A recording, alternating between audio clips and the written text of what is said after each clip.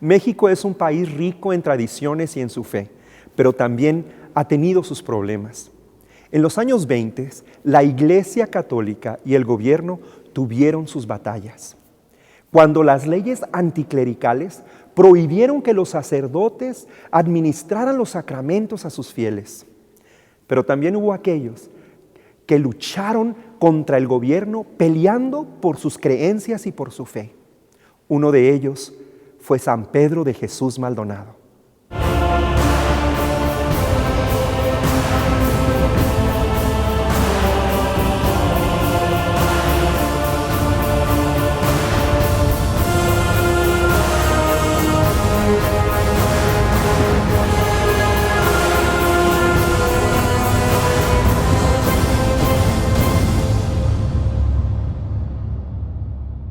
Nos encontramos en el cañón de Namurachi, en San Francisco de Borja, Chihuahua. Un lugar de peregrinaje, un lugar muy especial para todos los fieles, porque aquí nuestro santo San Pedro de Jesús Maldonado celebró los sacramentos durante el tiempo de los cristeros, bodas, bautizos, misas.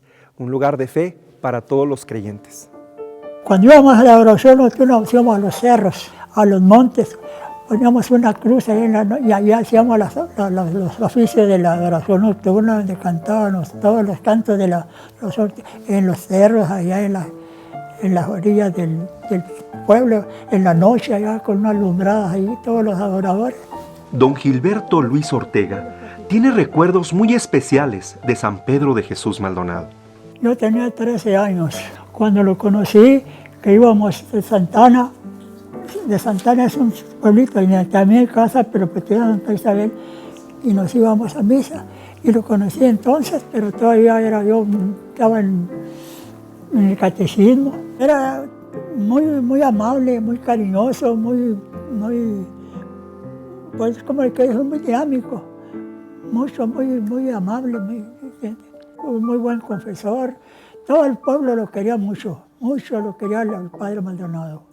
Parte de su jornada pasó por nuestras puertas. Debemos tener un gran orgullo porque cambió su vida como un sacerdote para servir su pueblo. Y la gracia de esta ordenación trabajó en su vida para su ministerio, su servicio, su sacrificio, no solamente en su martirio, pero en todos los años hasta su martirio.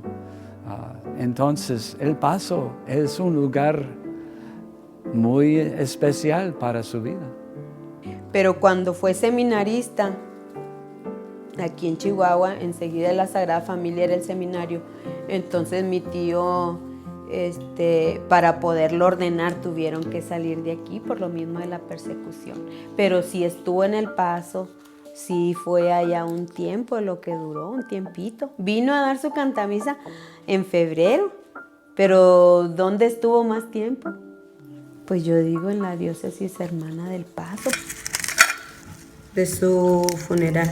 María Guadalupe Ortega Maldonado, familiar y nieta del santo, está orgullosa de las reliquias que conserva la familia con mucho amor. Ella revive uno de los acontecimientos en la vida de su tío el santo San Pedro. Que lo andaban persiguiendo, que ya estaba aquí cerradas las iglesias y todo, lo capturaron y se lo llevaron a lejos, al desierto, él dice en el desierto. Y le dijeron, te vamos a exiliar otra vez, vete de aquí. Siempre y cuando no te matamos, lo bajaron del carro, no te matamos si te arrodillas y dices viva el gobierno, el que metió al padre. Lo hincaban y encañonado, ¿y cuánto? Viva Cristo Rey. Entonces, no, o sea que te vamos a respetar la vida, lo golpeaban, lo que sea, te vamos a respetar la vida con que digas viva el gobierno.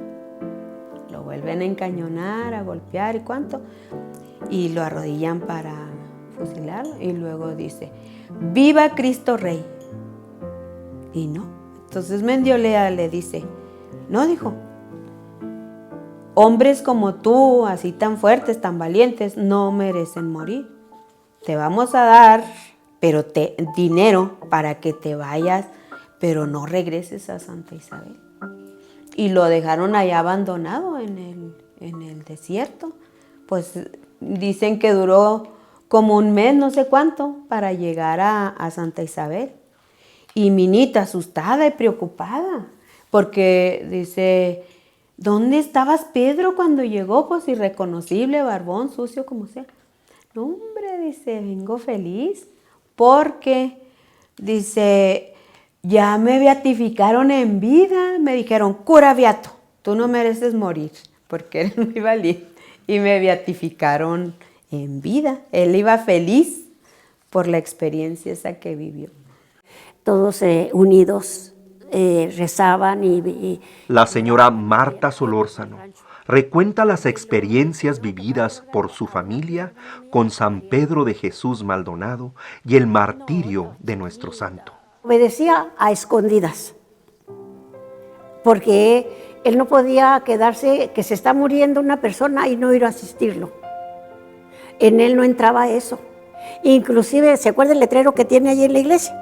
Yo daré mi vida por mi iglesia.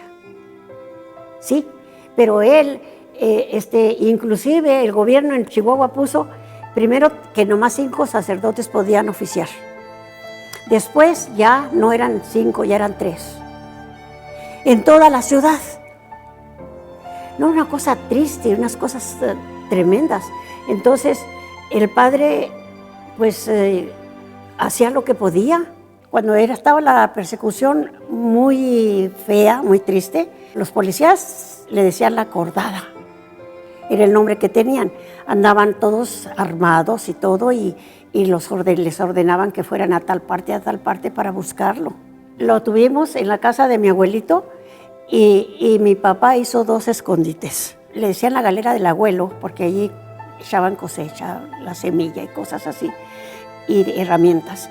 Y en ese cuarto, mi papá hizo un cuartito doble pared, con una entrada en la cocina de mi tía Belén, y mi papá hizo como que era un trastero para disimular, y luego por allí, en un caso, según las circunstancias, por ahí se podía meter, y también hizo en la recámara donde él dormía un túnel al cuarto del escondite. Ese era uno de los escondites. El otro de los escondites, que también mi papá, le digo que a todo le hacía, hizo el altar, hizo el adorno de que hay en la iglesia, bueno, y luego le hizo una puerta adentro, porque se acuerda que estaba el altar en la pared. Entonces, hubo muchas veces que llegaban de sorpresa y se metía adentro del altar. Era el miércoles de ceniza. Entonces él había dado la ceniza y todo eso, y un hombre que dice que era amigo de él lo traicionó. Para esto, la víspera que lo apresaron, como él les dijo a todos los padres de familia que no llevaran a los hijos a la escuela. Entonces, muchos de los que de veras eran cristianos católicos ya no iban los niños a la escuela. Entonces, los de la presidencia estaban que ardían de coraje por todo eso. Entonces, quemaron la escuela. Parte, no toda, pero quemaron una parte y le echaron la culpa a él. Ese fue el motivo que agarraron para y un Genaro, no me acuerdo ahorita de cómo se apellidaba, ese lo traicionó y les dijo dónde estaba. Fue aquí, en Boca del Río, donde San Pedro de Jesús Maldonado fue capturado y apresado por esos verdugos. Eran aproximadamente la 1 a 2 de la tarde, cuando por este mismo camino empezó a vivir su martirio. Aquí lo golpearon, lo insultaron y vivió los momentos más duros de su vida hasta llegar a Santa Isabel, donde vivió el martirio. Agarró 2 hostias en el relicario. Nomás permítame hacer esto. Allí se encomendó a Dios, puso las 2 hostias y ya lo sacaron empujones. Que ya que lo golpearon, cuando le dieron los cachazos con lo de atrás del rifle, Le quebraron toda la cara, la quijada, los dientes y le pegaron al relicario y saltaron las hostias, las 2 hostias. Y luego, porque él había hecho una petición que él quería recibirlo a la hora de su muerte. Entonces, le recogieron las hostias y atácatelas y se las dieron. Ya todo golpeado. Ya lo metieron abajo de esta parte de la presidencia y ahí se quedó, ahí lo dejaron tirado, ya muy malo.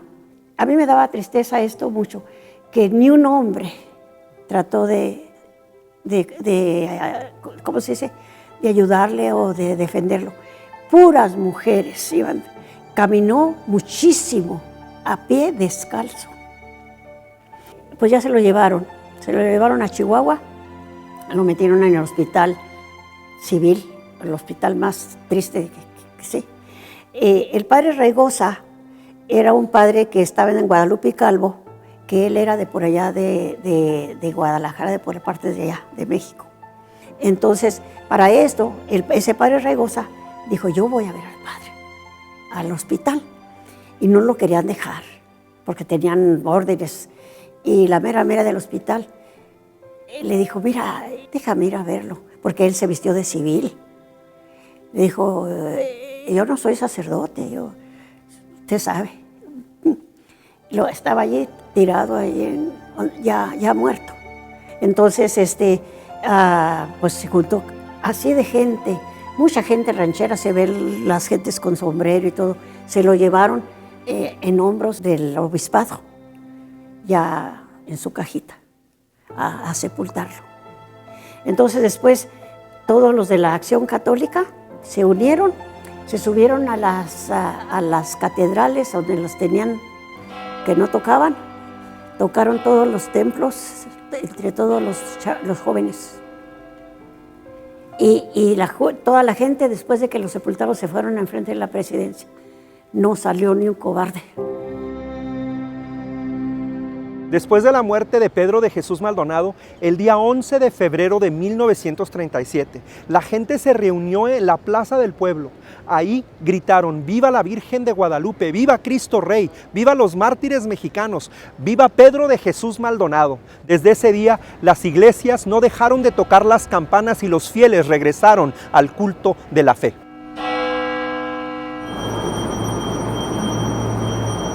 Pues yo desde niño fue mucha fe por parte de mi abuela, por parte de mis papás, de mis hermanos también. Ellos iban mucho a la iglesia, mis tíos ayudaban mucho en la iglesia. Yo recuerdo especialmente una misa en la que estuve ya en la parroquia de Santa Teresita. Ese día tocó el evangelio de nadie tiene amor más grande que el que da la vida por sus amigos. Y yo recuerdo que en esa vez que comulgué yo le dije al Señor que yo quería vivir ese amor, el amor más grande. Y me sentía como que en mi corazón Él me sugería. Pues en el seminario, en la vida de sacerdotes, donde uno puede entregar su vida por los demás. Yo soy mi padre Fernando Zapata, soy sobrino, bisnieto de San Pedro de Jesús Maldonado. Yo siento una profunda gratitud por la vida, la obra de tío. Veo los templos abiertos, que podemos entrar y salir, que podemos profesar nuestra fe, que podemos compartirla, que podemos crecer y todo. Y a mí todo eso se me hace un fruto de la sangre que derramó él. Y se me hace algo muy bello que nuestra iglesia de Chihuahua haya sido regada con su sangre. Siento yo ahora que soy sacerdote, que veo sus cosas, yo lo siento a él que aún sigue caminando con nuestra iglesia, que él sigue bendiciéndonos, que él sigue enseñando. Yo siempre mi rezo de toda la vida del seminario y ahora también, tío Perito, enséñame a ser un buen sacerdote. Y creo que él está presente con todos nosotros a través de su enseñanza, a través de su bendición, de su oración, por toda la iglesia. Creo que él sigue acompañando a la iglesia de Chihuahua. Tener un santo en la familia es es un impulso muy grande para ser santos también nosotros, para dar la vida como Él. Pues muy agradecida con Dios, inmerecido así el regalazazo que tenemos como familia y nosotros personalmente, pues un regalo de Dios, el hecho de que Fernando haya decidido ser sacerdote. Sí fue muy emocionante pues saber que su muerte, ¿verdad?, da vida, como dicen, el martirio, cómo da vida a la iglesia, a la religión. Cuando aprendí que también tenemos parte en la historia de un santo, sentí personalmente muy orgulloso servir en esta diócesis y creí que la gente, los que viven aquí necesitan saber y deben identificar con esta historia de su valor, de su dedicación, de su entrega al Señor. Es un ejemplo que debemos seguir, aunque la mayor parte de nosotros no vamos a morir como Él. Debemos vivir como Él. A mí eso me llama mucho la atención, me gusta muchísimo que Tío, al entregar su vida con su sangre, dio vida a la iglesia en Chihuahua. Y creo que eso también nos toca a nosotros, entregar nuestra vida para dar más vida. ¡Viva Cristo Rey! ¡Viva la Virgen de Guadalupe! ¡Viva los mártires mexicanos! ¡Viva San Pedro de Jesús Maldonado!